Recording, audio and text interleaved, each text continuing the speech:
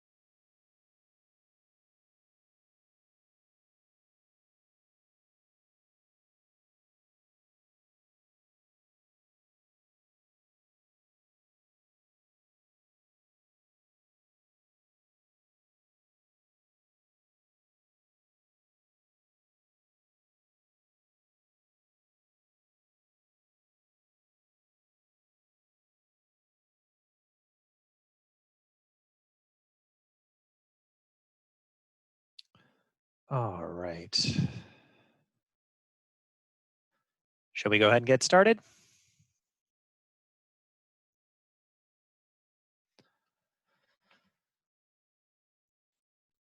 So I am Neil Corkery, and I am the Vice Chair of Standard Forms this year.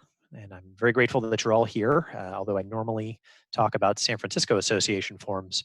Today's presentation is going to be about the CAR coronavirus forms. Now, these are pretty common out there now, and so you should probably pay some attention. Please ask questions. There is a question box down at the bottom that Jen will be monitoring, and she'll bubble up any questions that come up. But if I like to be interactive, so please engage with me. I appreciate it. So the 4 CAR forms that have been published, and obviously I think people know how to access forms, but just in case, you would go to your Zip Forms account and go to the CAR library. And there you would find the listing agreement coronavirus addendum or amendment, or the RLA-CAA. You also have the coronavirus property entry and advisory and declaration, the PEAD. I think this form is probably the one that people have become most familiar with recently. There is the coronavirus addendum or amendment, the CVA, and that has been modified significantly since it was first published. And then lastly, the notice of unforeseen coronavirus circumstances, or the NUCC, or I like to call it the NOOC. These forms are available now in Zip Forms, and you should be using them. So when should you be using them? What is the standard of care? Now, CAR has published a standard of care on their website, and it includes lots of suggestions and actually codifies a lot of the procedures that are boiled into these forms. So the forms really follow the standard of care that's out there. We should all be following it. And so let's do a quick review of best practices in selling, working with buyers or sellers during COVID-19. So the first of which is obviously when you're representing a buyer, showing, connecting with people, meeting with people, it should be virtual first. Virtual tours, videos, photography, any means that keeps you safe and healthy means keeping a distance from people that could potentially be sick or who you could accidentally make sick. The next thing is that there are limits on in-person showings. Now, these rules have changed dramatically, well, maybe not dramatically, but incrementally, I should say, over the last several weeks, most recently at the end of last week. But we are still pushing virtual first, and you should be following that practice. But if there is a need for an in-person showing, it requires lots of paperwork and lots of consent and not acknowledgement by the parties that are involved. So we do encourage you to obtain the consent of the seller to show a property. And right now I'm talking about a vacant property, or most recently maybe a seller occupied property where the seller has uh, stepped out of the property for a period of time so that an in-person showing could be performed. But before you even get there, you need to make sure that the seller understands the potential risk of having people in the property, to themselves, to other people that are coming into the property. You need to understand that risk. So we need to get affirmative consent where the seller acknowledges the risk. Um, there is a cleaning requirement. So surfaces have to be sanitized, social distancing has to be followed. Um, People should not be coming in without masks. A hand washing station should be provided. Soap should be available. Lots of things that need to be done in order to protect parties. You also need the occupant's consent. So that will be in the PEAD, where they acknowledge, pardon me, an occupant's consent. So if for some reason the seller is going out, we need the consent of whoever's coming into the property. Now, when I talk about who's coming into the property, it's not just a prospective buyer. If you're the listing agent, it could be a vendor providing services, a photographer, in some instances, an appraiser or an inspector. They would also need to give a written acknowledgement using the PEAD about the potential risks to themselves. Every real estate agent should be familiar at this point with the CDC guidelines. And so those pre-screening, you need an affirmative statement that people are not sick to the best of their knowledge. You need everyone to wear a mask. You need to maintain that social distance. You need to make sure that disinfecting stations are provided.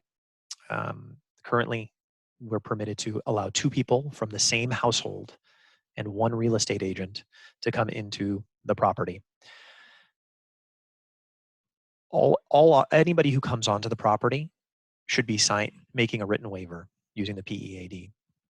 And the significance of that is that it's not just a one-time thing. If they come back multiple times, each time they enter, they should be signing it. If you're the listing agent, you should be keeping the PEAD available, keep records of it so it can be provided to the seller. And we'll get into a little bit about the responsibilities that you as real estate agents have in performing your duties, whether you're representing the buyer or you're representing the seller. Okay. So this is the listing agreement, coronavirus addendum or amendment. This form is intended to be used either at the time a listing is taken or at some point during a listing if it becomes appropriate to use the form. And there's a preamble that explains the sort of risk that's out there, the various stay-at-home orders, state law, and federal directions about showing property and how to perform your duty. Obviously, we still have to obey fair housing laws. That doesn't change anything. You are going to get the permission of the seller in this form to actually perform property showings. And I strongly suggest that you check in multiple times over the course of a listing to make sure that the seller's still comfortable. They have certain obligations, and using this amendment or addendum, they do have the ability to limit certain activities. Now, it may be that local requirements are much more strict.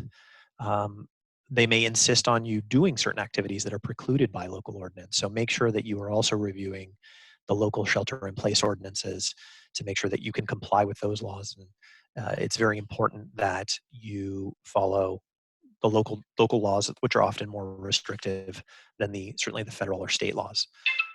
Pardon me, let me just turn my phone off. I apologize.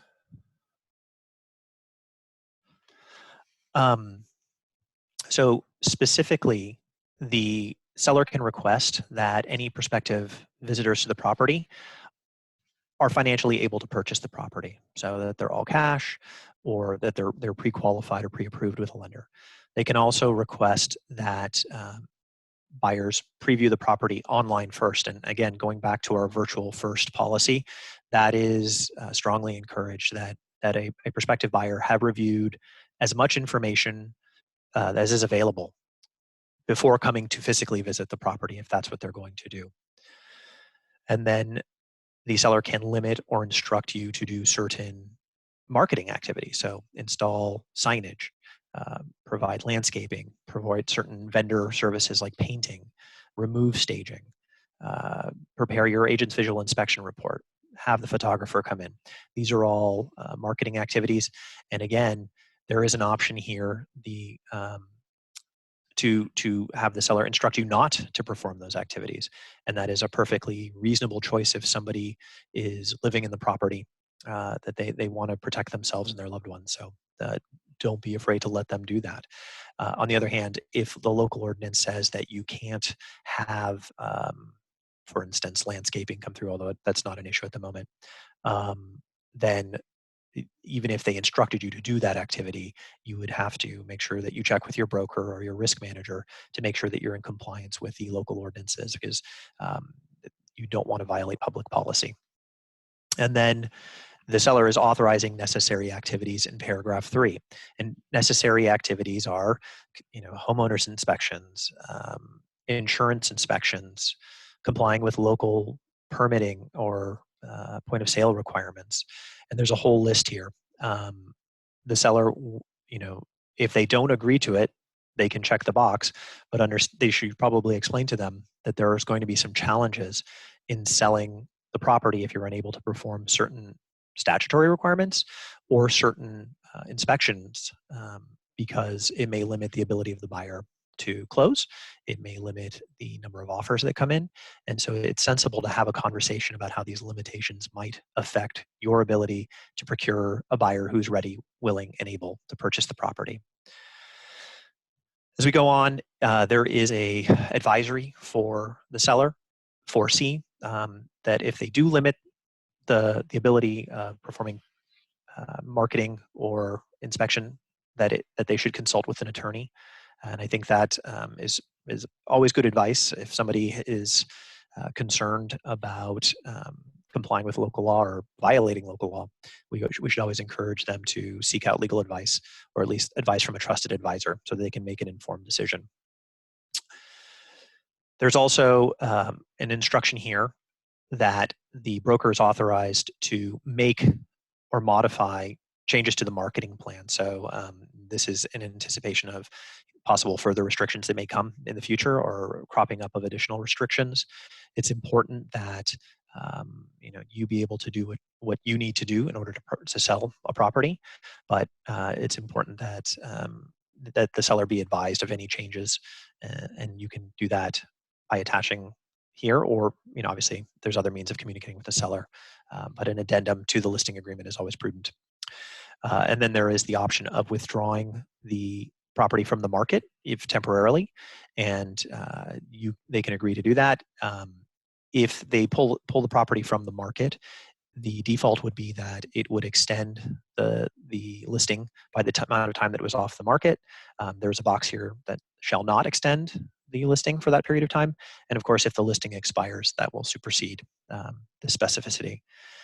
And then it goes on to have additional language to protect the broker and explain that there are limitations as to the liability of the broker or the agent in performing their duties.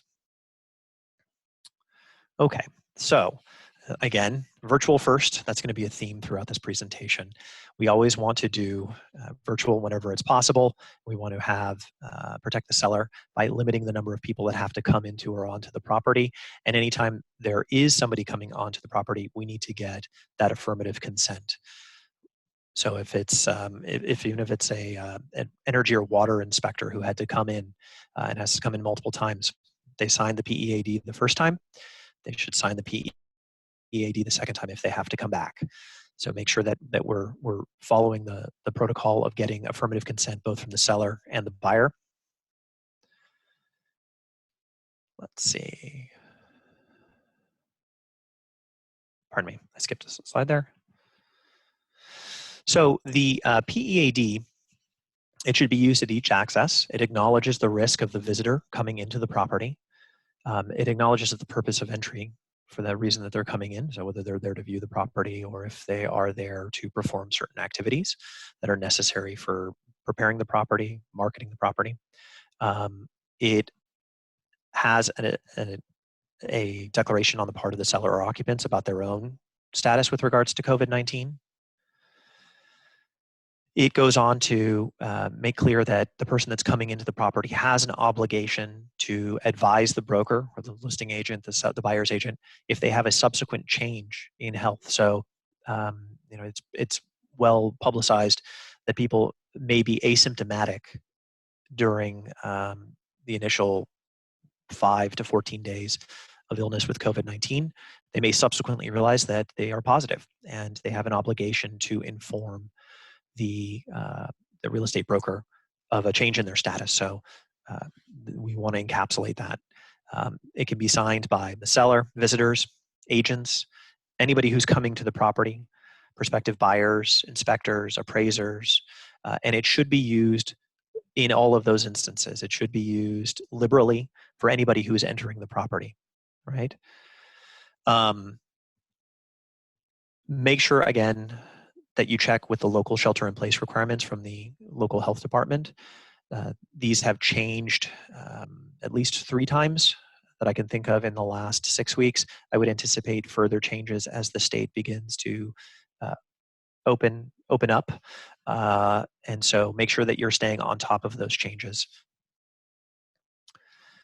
So here we'll go through the PEAD form just quickly.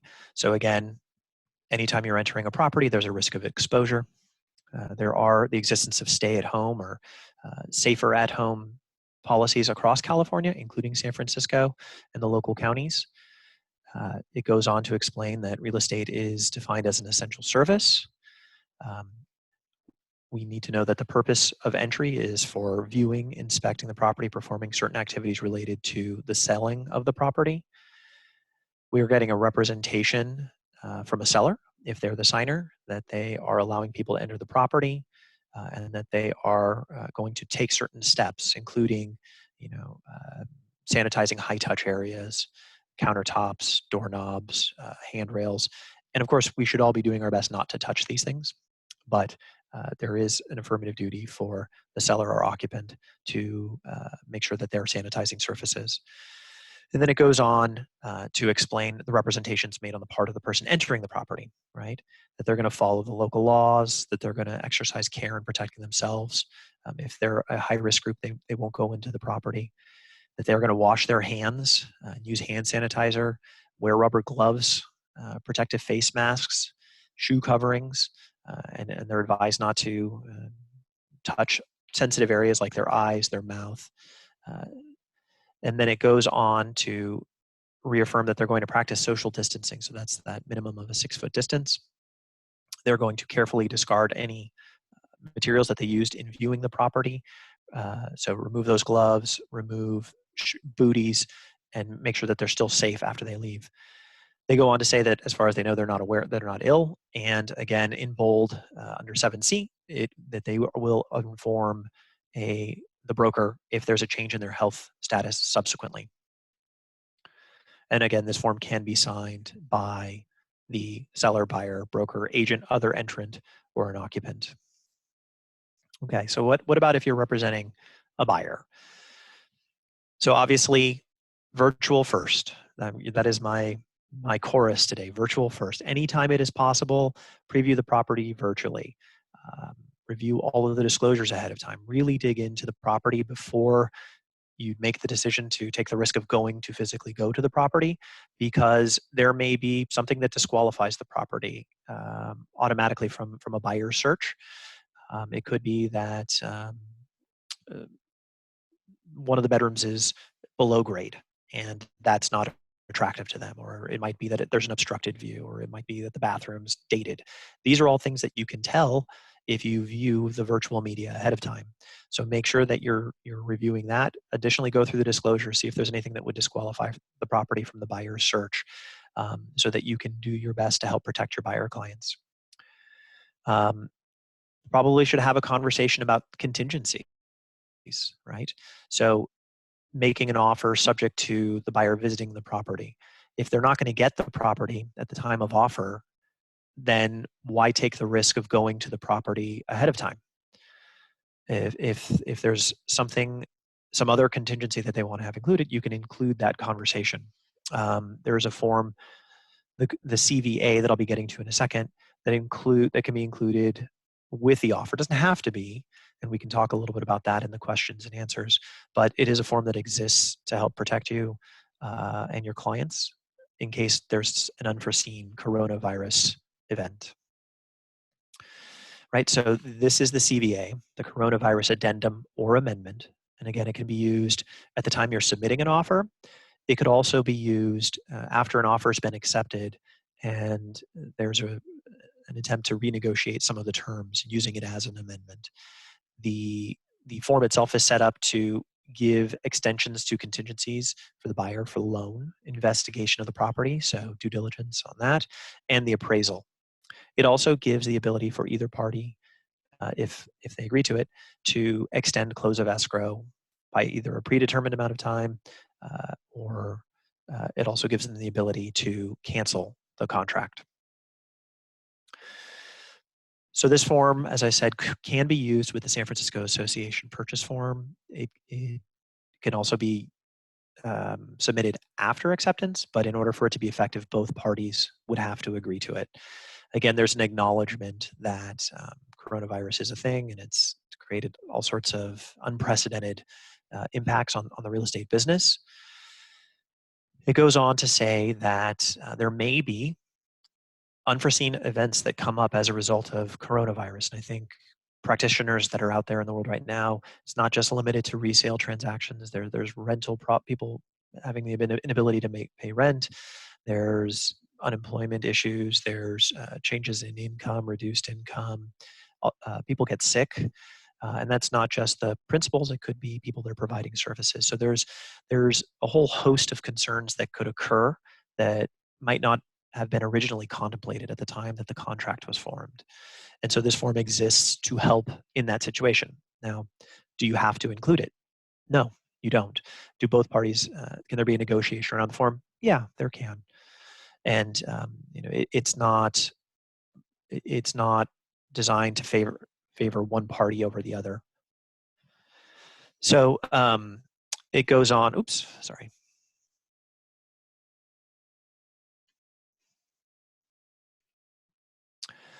It goes on to allow, through checkboxes under Section 4, the inclusion or an automatic extension of specific contingencies or all contingencies. The default would be for all contingencies, or if checked, the individual loan, investigation, appraisal, or other contingencies. It also allows for the extension of time for either the buyer or seller to close escrow automatically if they have a coronavirus event. And the default is 30 days, but it could be extended for more or less by changing the default period there. It also goes on, and this is true in both 4A and 4B. I want to make sure that we're clear.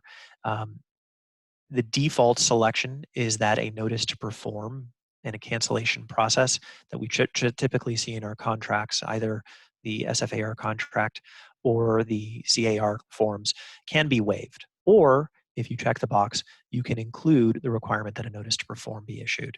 And a conversation can be had with the principals about the pros and cons of either situation. But that was one of the changes that was incorporated into the original CVA. And I think I'm very grateful. I think Dan Hershkowitz is on the line and a few others were very instrumental in that. And I think that was a good move.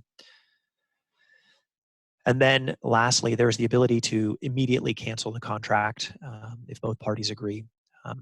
The default for all of these is that the buyer's deposit would be returned to the buyer minus any fees. And that is true here. If there's going to be a fight over the deposit or a question about whether or not these are being exercised in good faith, of course, the standard advice applies, which is, buyer or seller, you should consult with an attorney who's familiar with the California real estate and our purchase forms specifically. Okay, so in conjunction with the CVA, we do have the Notice of Unforeseen Coronavirus Circumstances. And this can be included with the original CVA. So if there's an amendment that's going on, or even at the inception of a purchase contract, if there's an event that's affecting the ability of the buyer or seller to perform certain actions, then this form could be included. But its specific intent is to notify the other party that there may be one or more coronavirus circumstances that are affecting their ability to perform certain actions in the contract. And so, this one's a pretty straightforward form. You can notify the other party that unexpectedly the appraisal didn't come in, or that there's a delay in the notary appointment, a loss of income or job. There is an issue with the lender, or that there is an inability to perform certain obligations, like that energy and water conservation requirement because of the shelter in place or pest inspection or an appraisal. It also includes things like the ability of the stager to remove the staging from the property, which was an issue for at least a few transactions that I was observing over the last 6 weeks. And then, of course, the personal impact. Somebody, a principal or a party to the transaction, an agent gets sick with COVID-19, or a relative is placed under government quarantine, or a physician-ordered quarantine. These are all potentially issues that could cause a delay in the transaction, and this, in conjunction with the CVA, would be the proper way to notify the other party if one of those occurs. And again, always advising clients that they should consult with an attorney, and that we will not violate either the public policy of the shelter-in-place orders or the fair housing laws that we all are governed by. So, in-person visits to the property still apply if you're representing a buyer, and so you will be using that CAR PEAD form. It is, again, to be used by sellers, agents, buyers, inspectors, really anybody who's visiting the property. And it should be used, it should be used in advance of the visit. It shouldn't be just provided at the door. It should be provided well in advance so that people can decide for themselves. We're again, always encouraging people to perform their activities virtually first. And there are instances where appraisers are performing appraisals virtually. They're doing drive-bys, or they're having the occupant give them a virtual tour of the property. Inspectors the same. And so it's up to us to be as creative as possible in order to protect the public health wherever possible. And there is a note here that state and local protocols, and whichever is stricter, need to be followed. And if you don't do that, you are potentially violating public policy. So make sure that you are mindful of that and consult with your broker or an attorney that's knowledgeable about these things if you are considering violating public policy. Right. So I think that is the end of the presentation, and we can open it up to questions. Hey, Neil. So we have a few questions regarding the CVA. Okay. The first question is the CVA a get out of jail free card for my clients who get scared and freaked out to change their mind? So what we're talking about here is potentially buyer's remorse, right? And no, it is not. One of the things that's nice about our contract is it gives people the ability to have contingencies. And so you can have a contingency for inspections or financing or loan, but there is no contingency explicitly for buyer's remorse. The CVA itself is designed really to anticipate one of these unforeseen events and to have a framework in place in order to if there was a dispute, to be able to follow that framework. You don't have to use the CVA, and I'm familiar with several practitioners who are not using it at all, and they're relying on the existing framework that lives in our contract to address these issues as they come up. And I think that's an approach. You should always, whatever approach you decide to take, you should do so carefully, thoughtfully, with the input of both your client and, if you're an independent broker, legal counsel if you're unsure, or if you're working for a broker, with the advice of broker and or legal advice. Okay. Next question is using the CVA. In using the CVA, do I need to pay attention to the delay periods? When does the additional time begin to run? So, yes, you should be aware of the delay periods. I'm thinking two different ways about the question. So if there's an extension of, let's take it piece by piece. So if we're talking about an extension of the contingencies, it only applies if the contingency hasn't been removed and if the deadline for removing the contingency hasn't passed. And so it would give an automatic extension of that particular contingency to the end, to 30 days or 15 days or whatever the period is that was agreed to when the CVA was used. So yes, you should be aware of that.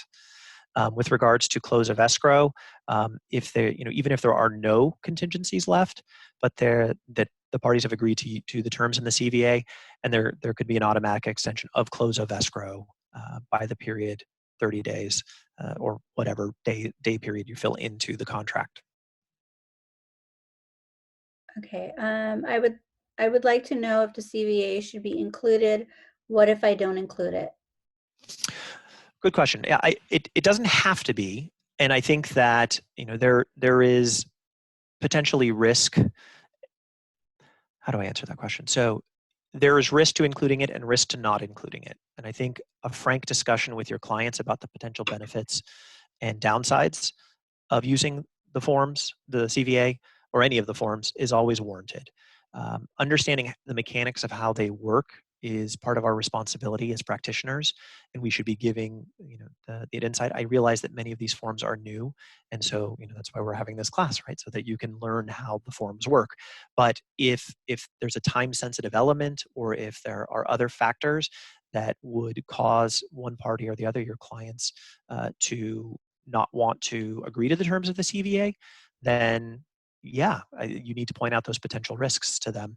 And if you're not comfortable explaining it, you should always make the recommendation that they consult with legal counsel. Okay. Next question. If you have a vacant property on the market and an agent and buyer decide they need to physically visit the property, is the listing agent required to then go in and disinfect the area after the visit? So the forms make clear that it's the seller's responsibility, but in practice, I think that agents very often are. I if I was the listing agent in that situation, and it was a vacant property, I would go in and sanitize the high touch surfaces by myself when nobody else was there, following proper protocol, and make sure that I've provided the PEAD well in advance to this other agent and their buyer clients to get their sign offs on it and keep it for my file. Are there any SFAR COVID-19 forms? Um, so that's a good question. So when the shelter in place first began back in March, we did put out a form from SFAR. I do believe that form is still in the SFAR library. At Standard Forms Committee tomorrow, we'll be discussing it and probably have a better clarification to answer that. I suspect that form may be retired in favor of using the CAR CVA, but it'll be up to the committee and the board of directors to make a decision. Okay, is it good advice to remind the listing agent that their seller may not want to introduce the CVA into an existing contract, especially if the seller has performed all contractual and statutory obligations? Instead, they may want to merely grant an extension of time addendum. Yeah, I think that's a great question. So that was long, but I think the question is this: should you advise your client, if all contingencies have been removed, in favor of accepting the CVA because of the potential automatic extensions or the ability of one party or the other to cancel? And you need to make sure that you understand the mechanics of that and make a recommendation to your client. Ultimately, it's up to them to make a decision as to what's best. In that hypothetical situation where I was representing a seller and the buyer had removed all their contingencies, and then they came with the CVA, obviously you're already in contract, and we're requesting an extension using that, I would talk over the situation with my seller client, and I think I probably would make the recommendation that they not use agree to the CVA in that instance. Okay. Anything saying that a realtor pick up a client, is it okay to clients and a realtor seat in one car? Oh, I think the question is it okay for the realtor to drive the buyer client or the other client around in their car? Um, I don't think I've seen an official policy on that, but that sounds like a risky move. I think that it's very difficult to maintain proper social distance unless your client is somebody that you live with, i.e., is from the same household. I would not recommend that. Okay, once closed, are movers allowed in the home and more than two people? After close, is the PEAD still needed? Is that a two-part question? Yes. Can we take the first part first? Can you read it to me one more time? Once closed, are movers allowed in the home and more than two people? So I guess, okay. Sure.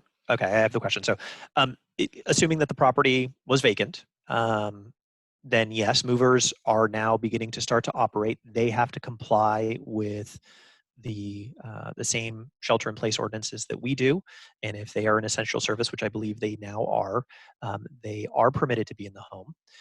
They have to follow strict procedures in performing their duties, is my understanding. So they have to have the minimum number of people that are necessary, practice social distancing, hand washing, sanitizing, all of those same things, face covering. So yes, it is my understanding that movers are now permitted to perform their duties. Now, what's the second part of the question?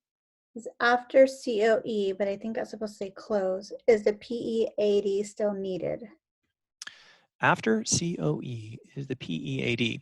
Um, so I'm going to answer the question the way I think that it's being asked. So typically at close of escrow, your agency obligations are fulfilled. And so you really shouldn't be facilitating further access in general. Um, that's, I think, the textbook answer. So you shouldn't be allowing people into the property. You shouldn't be giving out forms for if your agency is concluded.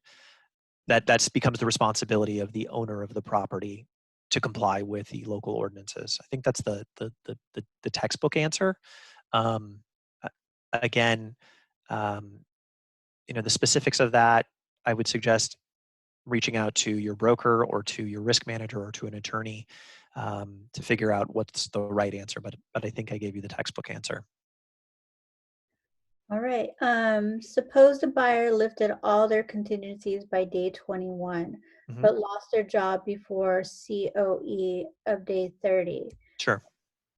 The coronavirus addendum get them out without losing their deposit. Only if it only if it had been agreed to um, prior to that, or they the seller was willing to agree to it subsequent to the contingency removals. Okay. I appreciate that you are a good agent, but wouldn't you agree that the agent should not take on additional responsibilities such as promising to sanitize the property? I don't. Let's see. One, you don't know if I'm a good agent, but I appreciate that feedback. Two, of course, it is the seller's responsibility, but I think in practice, if an agent is going into a property, they need to protect themselves. So I personally roll with masks and alcohol wipes and gloves and booties. Okay, rules on showing buyers a property that is occupied. So there's been some recent evolutions to this, is my understanding, and uh, as I understand it, as of very recently, like Monday of this week, if the occupants leave, then in theory, a showing can be permitted. I personally, as a good agent, would recommend against it if it's at all possible, and lean on the virtual showing materials and all of the sort of best practices we laid out. But it is my understanding that now, if the occupant is the seller or an occupant who's willing to step away from the property, that a shelter in place, or pardon me, that a showing can happen as long as it complies with the local shelter in place requirements and the state ordinance, the state requirements. So 2 people from the same household, 1 agent, sanitizing, proper social distancing. Okay. My client will move out. I'm sorry. My client will move to another home, but the property I am selling is her primary residence. During the marketing period, she will not be living in the listed property. Is it considered unoccupied? Give me the beginning part of it again. My client will move to another home, but the property I am selling is her primary residence. Okay. She's not going to be living in the property, but I'm guessing this is not for tax purposes. This is her principal residence, but her stuff is there. I'm guessing that's the gist of that question. I mean, if the property is vacant, it's vacant. There is, of course, medical concerns around how long it's been vacant and what's the potential for COVID to live on surfaces and other concerns that should be carefully considered. But if it's a vacant property, it's vacant, whether or not it was their primary residence or not. Okay, so Stephanie Pascal looks like she has a number of questions, so I'm going to have her allow to talk so she can ask. Please. Yep. Stephanie? Is my mic on? Yeah. I can hear you. Okay, great. So I actually just went ahead and typed them out because it felt, I'm like, oh my God, I'm going to end up on YouTube and this will be embarrassing. So I'll just type them all out. If it's embarrassing for you, it's embarrassing for me. So don't worry. Well, thank you. Basically, let's see. Oh, now I can't find where I submitted it. Here we go. I just have a lot of confusion around the CARPEAD form. Okay. So I have a brokerage specific one that has been touted at my brokerage, which is great in a lot of ways because it allows for a buyer to just sign one, and then you can just float that one that your buyer has signed like to multiple listing agents. But other listing agents at their brokerages don't want mine. Like they don't want it. Yeah. So that's part of the problem. And I wonder, I guess about, should I try? I'm guessing it's probably because I don't have one for me. So could I try to float my brokerage one for the buyer plus the one for me? Another question is, so the form is really confusing because it says at the top that it can be used for multiple addresses, but at the bottom, only one seller can sign off. So like I have 2 showings in one day for qualified buyers. We're being super careful. I've just taken all the additional time and written separate PEADs for everybody because it's no listing agent's business what else we're going to take a look at. So I don't want to put another address on there, but also there's only room for one seller to sign off. And so, I guess at the end of the day, a combination of the multiple addresses issue on the CARPEAD and then the fact that there's room at the bottom for 3 people to sign. And in a situation where you've got one showing agent, 2 buyers and 2 sellers, I mean, what are the clear best practices for going forward with these? Because I am doing limited showings with qualified buyers only, and I want to make sure I'm doing everything correctly. Okay, so let's, I'm going to take your first question first, which is, should I use my brokerage's form or should I use the CAR form? You should follow the advice of your broker. If your broker is saying use this form and a cooperating broker or listing agent is unwilling to accept it, you should go back to your broker and ask for their specific advice. I think that the CAR form's pretty good, but I also recognize the company that I work for, Coldwell Banker, has its own form, and they want us to use that one. So that's my company. Yeah. So we all find ourselves in that situation. At the end of the day, our goal is to figure out a way to transact in the safest way possible. And if your argument is about which form is better, or that's a good problem to have, right? But I think check in with your manager and find out what they would recommend in a situation where the other agent is refusing to accept in this instance, CB form, but your brokerage's form. And then the second question, if you are using the PEAD and your concern is that that the form has the ability to be used for multiple addresses, but only a single buyer or seller, you should be able to, not fill in the address. And usually there's a way in zip forms to generate forms with fairly minimal signature information. So you should be able to generate the forms and use the same, you should be able to use the form with your same buyer clients or different buyer clients as appropriate, regardless of the address. Leave the address blank and just pass them without addresses or without the specific names spelled out on the forms.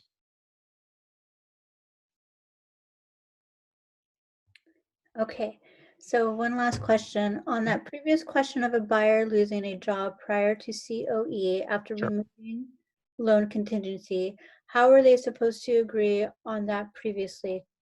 Could be by checking 4A, which makes the offer stronger, or 5, weaker offer in CVA. Let's go to the CVA. Again, right, we don't know what's going to happen in the future. All we can do is try and protect our client.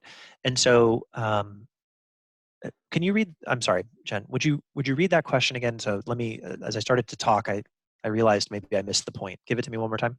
Okay. On that previous question of a buyer losing a job prior to COE after removing loan contingency, how were they supposed to agree on that previously? Could be by checking for A, which makes the offer stronger, or 5, weaker offer in CVA. Okay, so a couple things in that question I just want to make sure I've wrapped my head around. So if the contingencies have been removed, then 4A doesn't really help. In that instance, 5 or an extension as is appropriate. But this is the difficulty with trying to anticipate what's going to happen in the future. We got so used to dealing with things like appraisals and loans and inspections, and now we're dealing with things that really can change on a dime. Right? Somebody gets sick and they lose their job. There's other factors that play into it. The forms exist to try and give everybody the same framework to work from, but I don't pretend to know what is the best box to check in anticipation of somebody losing their job. It seems to me that if that's a concern, or the concern that their job is at risk, when they submit the offer, they should include the CVA, and they should include at least a specific contingency for loan, and include a time period, and or the ability to cancel. So that protects my buyer client.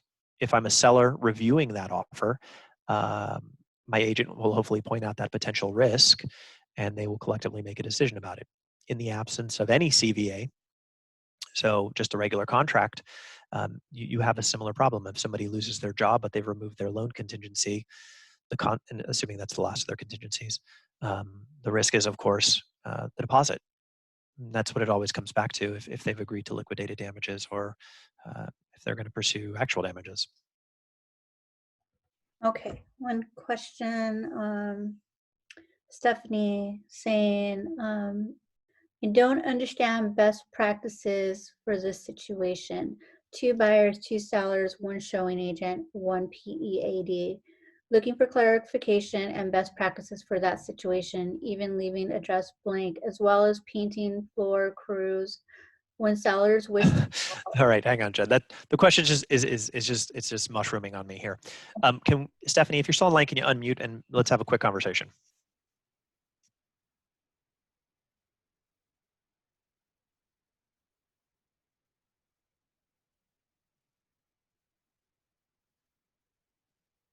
Can you hear me now? I can hear you now. So Yeah. let's, like, that question was just getting bigger and bigger and bigger. So maybe I'm not understanding the specific scenario. Is this a situation where you're dealing with your buyers, and you have 2 sets of buyers and several properties that you're going to take them to see in one day? Or is this now the issue around having vendors go in and perform certain activities? Both.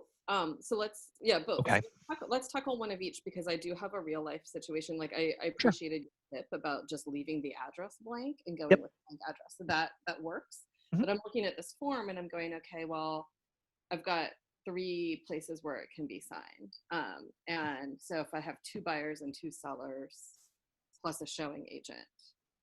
How do you suggest setting up those forms? And then, so that's question one. And then question two is for sellers who are wanting to allow like a painting crew and a flooring crew inside, Mhm. you know, I guess, yeah, like one, I mean, I guess one for each crew member, but then every single Yeah. day they're there, do I just print off like a huge No, stack? not only would I get one, so let's take the second question first, because I think that's a little simpler.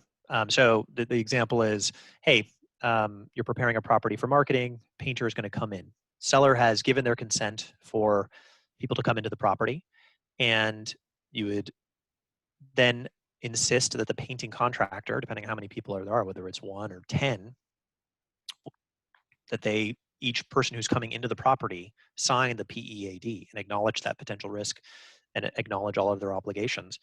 And not just that, but each day that they come back, I would encourage you to have them re-sign it. Okay, that clarifies it, because that's what the form says. It's for Yeah, I don't think you'll ever get in trouble for using the form too much. no, I don't expect that, but I think we're all just a little formed out, and I it's get it. a lot I of get extra it. time. So, Yeah. and then of course I'm like really into risk management and lowering risk as much as possible. So Sure. I want to Sure. make sure that I'm following the rules, but maybe like if there are any shortcuts that I'm unaware of, that would be nice. And unfortunately, we are living in unusual times, right? And so I'm right there with you. I'm very risk averse myself, so I would be asking that contractor, because the truth is sometimes contractors don't bring back the same people every day.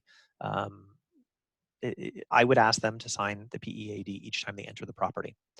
Now let's go back to the first part of the question. So I just want to make sure I'm pulling it apart correctly. So you have a set of buyers or multiple buyers that you're going to be touring with. One couple. So a couple from the same household, presumably, they're a couple, and you're going to take them to see multiple properties. Yes. Okay. So you should be providing a PEAD for the couple, to each listing agent, Yes. right? And so you're going to have to prepare, you could leave the address off and just have them sign it and then deliver that form to the listing agent for each property, right? Because then it's signed by, you'd have one for you and one for your buyer clients. Okay, so would that be another issue where I just print off a bunch of blank ones? Because most everyone's asking me for them in advance. They want to receive it before they'll even give me like a. Again, this should all be done in advance. I wouldn't be handing these out at the doorway when people come in. Yeah, print off a bunch, have them ready to go if this at is the bottom, the there's way. just 3 places for people to sign. So if I've got one showing agent, Mhm. 2 buyers from the same household, Mhm. and 2 sellers. So here's the thing, right? You could have you sign one form and your couple sign another form, hypothetically. Yes. Right? The boxes that are pre-printed they're there for your convenience, but you can always turn in, separate forms for each person. So that's not a problem. Okay. Thanks. Forms fun. If you like forms, you should think about joining the forms committee. It is a ton of fun. I've been considering it. Thanks. I'm going to mute myself. Okay. Jen, any other questions come up? No more questions. Oh, one just popped up. Yep. What if the couple currently live in separate households? Do you tour them one at a time? So the ordinance right now specifies that it has to be 2 individuals from the same household. If they are not in the same household, they shouldn't be in the house. They shouldn't be in the property at the same time. All right, that was the last question. Okay. Thank you everyone for attending. I really appreciate it. This is a volunteer community. Oh, another question came up. This is a volunteer-based organization. Standard Forms is always looking for smart people that are concerned about risk or who maybe you just want to become better at using the forms. That's the reason I joined, and I get to be the chair this year. It's been a privilege, and I have a tremendous vice chair, Marsha Abrahams, who's unable to be here today, but who I am very grateful to, and lots of mentors. So if you want to learn to be more proficient in forms, really consider joining forms in the fall. All right, take care, be safe. And I'll take this one last question, and I can see it, Genevieve. So, is it necessary for a gardener to sign a PEAD if entering the garage? I don't know the answer to that question, to be honest, but I would say yes. They're coming into the property. That's very specific. But if they're going to be inside of the property and touching things like a slop sink or doorknobs or garage door buttons, there is that potential. So yes, I would have them sign a PEAD. Thanks, everyone.